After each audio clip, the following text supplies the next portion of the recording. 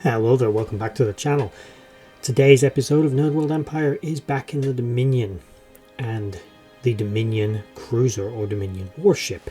This vessel was a mainstay of the Dominion battle fleet that entered the Alpha Quadrant and the forces in the Gamma Quadrant and was active in the 2370s. When it was commissioned, who knows, like many Dominion ships, we don't have much in the way of backstory, history, first commissioning, development, stages, everything. It's fair to say that this ship has been used by the Dominion for a fair length of time. They've had a good amount of expertise in perfecting the design. Before we get started, like, share, subscribe, comment down below, and share this video around to help this channel grow. Didn't mean for that to rhyme. Let's get into this. The Dominion warship, or Dominion battlecruiser, was roughly comparable in size to a Galaxy-class starship, although it was substantially more powerful, with a single one of these vessels in the early stages of the conflict being viewed as a direct threat to Deep Space Nine, even with additional forces such as an Excelsior-class starship being close by to assist in its defense. In terms of offensive capability, the ship was very well armed. Its primary weapon was a cluster-firing torpedo launcher mounted ventrally at the foresection of the vessel. This launcher was capable, as I said, of firing at a wide range of targets on a wide arc and could fire multiple torpedoes simultaneously, not just in a volley, as in like 1, 2, 3, 4 quickly in rapid succession, as in it would literally fire several torpedoes at one time. Basically a multi-launcher. It also had a dorsally mounted forward-facing particle beam weapon, which was also one of its primary weapons. In addition to this, the vessel was additionally armed with other polaron beam emitters and various torpedo launch systems mounted around the ship, otherwise defended by very strong shields and advanced hull armor. The interior of the ship, although not widely explored or seen, was known to have had a bridge that had a fairly standard Dominion layout, but was a little more spacious than the usual ones. As was standard to all Dominion ships, this vessel lacked a primary view screen, and instead the command staff of the vessel utilized a shoulder-mounted or head-worn heads-up display that basically projected a view screen directly into your brain. This technology was noted to have a detrimental effect on humans, causing migraines and headaches and general dizziness and disorientation, but was usable by Jem'Hadar Vorta and appears to have also been compatible with Cardassian physiology. This may have been a Dominion adaptation, but it's also equally possible that Cardassians simply were compatible with this system. The only other area of the ship's interior ever viewed was an interrogation room in which Jake Sisko and Nog were once brought to when one of these vessels visited Deep Space Nine, before the war of course. It's reasonable to assume that these vessels, considering their size, have other onboard features, like possibly a medical bay, as we know the Dominion doesn't really like to have those, but you never know, maybe. It will have had a main engineering.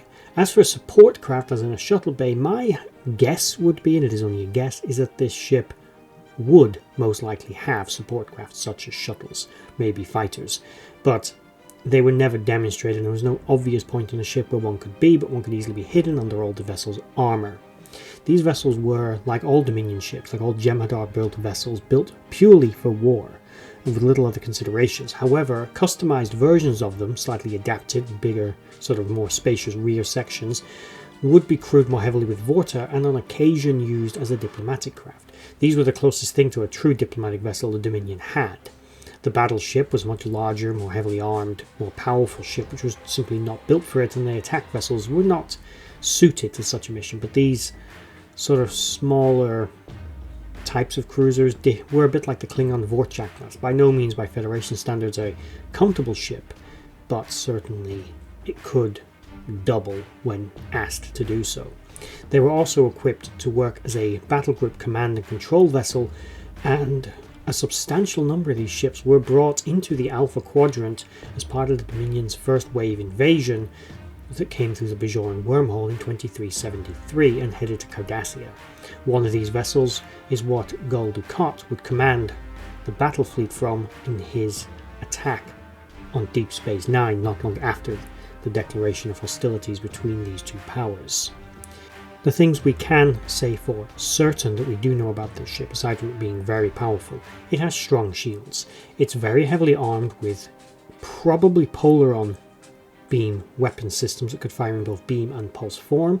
It had multiple variable launch systems, such as torpedo launchers that could fire and equip a variety of different types of torpedo. As standard, it carried photon and or quantum torpedoes. The vessel also had warp and impulse engines, and was also carried transporter systems, which were incredibly advanced and very long range. Dominion transporters being known to beam up to 2 light years. At least a single individual could do. How accurate and how often they could do it, don't know, but they were certainly capable of doing it. And as a result, they would have had incredible, you can surmise other systems equally advanced, very advanced targeting systems, very long-range sensors, very good biosensors, basically the ability to lock onto a biological target or person or object over that kind of distance, which would have meant a lot of sensitivity, which would also mean their navigational systems would have been excellent. Tactical lock-on systems would have been excellent, which you'd expect from a warship.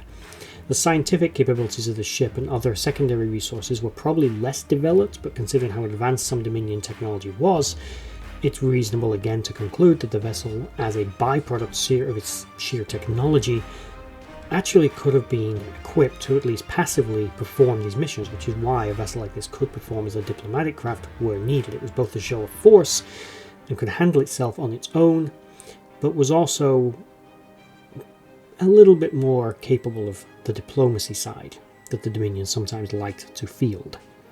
And that's pretty much it for the Dominion warship. They were brought into the Alpha Quadrant in 2373. The Dominion then began to construct these vessels at the Monarch shipyards until its destruction a few years later. The Dominion was able to produce and build a substantial number of these vessels very quickly, and they were an incredible threat to the Allies during the war. One quick appendix to add on at the end here, and I wasn't sure where to fit this in. There may be, as I said, there are variants of this class. When these vessels were first encountered coming through the wormhole, and when they were seen in the nebula on the other side, they had a more angular appearance, which may indicate an earlier Gamma Quadrant version, which was then adapted, as the Dominion did, like with the Jem'Hadar, creating the Alphas, to perhaps an Alpha Quadrant version that was a little bit more curvaceous, might be the word, and less with its port and starboard pylons pointing sort of more downwards and being more angular, and they were just more curved, giving the ship a flatter profile. Not too sure of the canonicity of whether or not these are meant to be two different ships, or if they are variants of the same class, because I put this as an appendix because out of universe I think that they just adjusted the model to make it look a little more cool. But that brings us to the end of this video. Put in the comments below what do you think, and bye bye. I'd just like to say a thank you to everyone for watching that video. I hope you enjoyed it. I really enjoy making these. If you did enjoy it, please consider giving a like, share and a subscribe, and maybe checking out the other videos on the screen right now, and in the description box below there are links to my other social media accounts.